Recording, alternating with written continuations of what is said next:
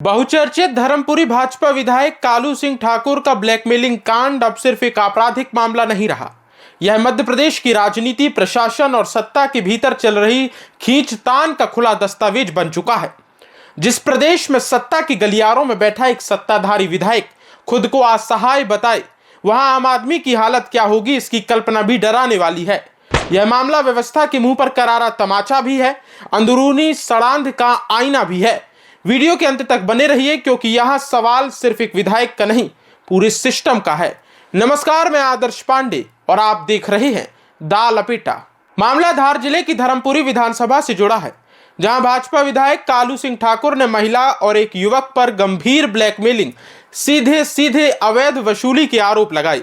विधायक का कहना है कि मदद के बहाने संपर्क में आई महिला ने धीरे धीरे धमकी और दबाव की भाषा अपनाई। उनके द्वारा मानवीय आधार पर दी गई छोटी मदद को झूठी एफआईआर, फर्जी मेडिकल और बदनामी की तलवार बनाकर सिर पर लटका दिया। आरोप है कि महिला ने सत्ताधारी दल के विधायक को 1 लाख नहीं, 10 लाख नहीं, सीधे 2 करोड़ रुपए मांग लिए। पर तब क्या हुआ? विधायक है तो सब कुछ संभल जाएगा, अपराधी पकड़ा जाएगा, तो विधायक जी ने पुलिस का सहारा लिया, आरोपी के खिलाफ कार्रवाई की मांग की, शिकायत की, पर कुछ भी नहीं हुआ। विधायक इतने बेबस हो चुके थे कि उन्हें मीडिया को बुलाना पड़ा, मीडिया का सहारा लेना पड़ा। इसके बाद पुलिस ने केस दर्ज किया। अब सोचिए कि जब हाथी के दांत दिखाने और खाने की ओर हो, तो आम आदमी किस भरोसे जिए। मामले को लेकर विधायक को पुलिस का सहारा ना लेकर मीडिया का सहारा लेना पड़ा, यह कितनी बड़ी बात है। देखिए, मैं तो कोई भी आता है तो अपन जनप्रतिनिधि में आते हैं, मदद करते हैं। एक महिला थी गौलियाबाड़ी की, वो घर आई है ऑफिस में, मैं तो ऑफिस में नहीं था, भोपाल था, तो यहाँ एक दिन रुकी भी कि आएगा वो, तो उसकी मदद करेंगे। वो रुकी यहाँ से, फिर मैं नहीं आया तो उनने फिर बहाना बनाया दूसरे रोज कि तुम भोपाल में है, तो मेरे भोपाल में मेरा किराया का मकान है, मेरा किराया नहीं दिया है, तो मैं भोपाल आ जाऊँ तो मेरा सामान दिला देना। मैं ठीक है, आ जा।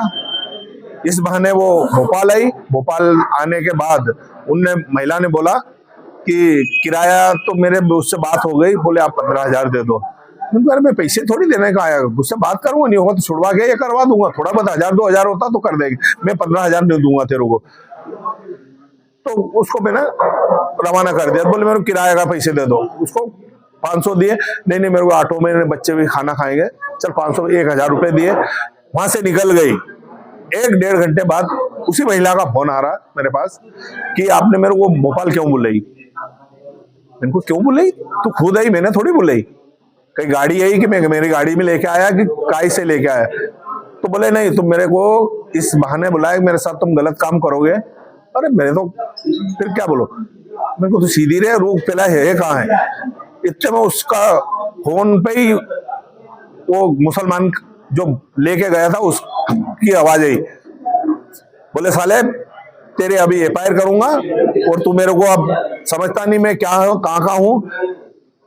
और इतनी गाली गुप्ता चली उनने, और अब तेरे नाम से मैं इस महिला से मेडिकल करवा के रिपोर्ट डालूंगा। मेरे को तो तू 1 नहीं 10 डाल दे, तो पहले तो है कहाँ महिला को। बस इतना बात खूब गाली गुप्ता हुई, मेरे को बता मैं भाई एसपी को फोन करता हूँ। वहीं से मैंने एसपी को, आईजी को फोन करा और तत्काल घड़ी मैंने आवेदन कर दिया भोपाल से ही। कितने पैसे आपसे मांगे थे? मेरे से उन्होंने बोला कि हमको गाड़ी घोड़े चाहिए, नहीं तो 2 करोड़ चाहिए, नहीं तो हम तेरी रिपोर्ट डाल दे। विधायक को प्रेस कॉन्फ्रेंस कर कहना पड़ा कि उन्हें झूठे मामले में फंसाने की साजिश रची गई है। तो विधायक हैं तो किसी तरह बच गए, पर आम आदमी जब फंसता है तो वह तो मीडिया का सहारा नहीं ले सकता, उसकी इतनी पहुंच ही नहीं है। तब सवाल उठता है, अगर विधायक सुरक्षित नहीं तो जनता किसके भरोसे पर है। बहरहाल 26 दिसंबर 2025 को धामनोद थाने में महिला दीपिका ठाकुर ने जांच के दौरान लिखित माफी दी और बयान दर्ज कराया। वहीं बयान अब वीडियो के रूप में सोशल मीडिया पर वायरल भी है। इसके बाद पुलिस हरकत में आई। दीपिका ठाकुर व उसके पति कासिफ खान पर एफआईआर दर्ज की गई। पुलिस का कहना है कि जांच के आधार पर कार्रवाई की गई और आगे की प्रक्रिया जारी है। क्या नाम है आपका? दीपिका ठाकुर। पति का नाम क्या है? काशिफ अली। अच्छा जी। कहाँ के रहने वाली हो? मैं गौलियावाड़ी की, तारापुर। तारापुर की। जी। क्या हुआ था पर? ये था कि मैं विधायक जी से मदद मांगने गई थी, तो उन्होंने मदद नहीं करी है, तो इसी चक्कर में लड़ाई झगड़े हमारे बीच में हुए थे।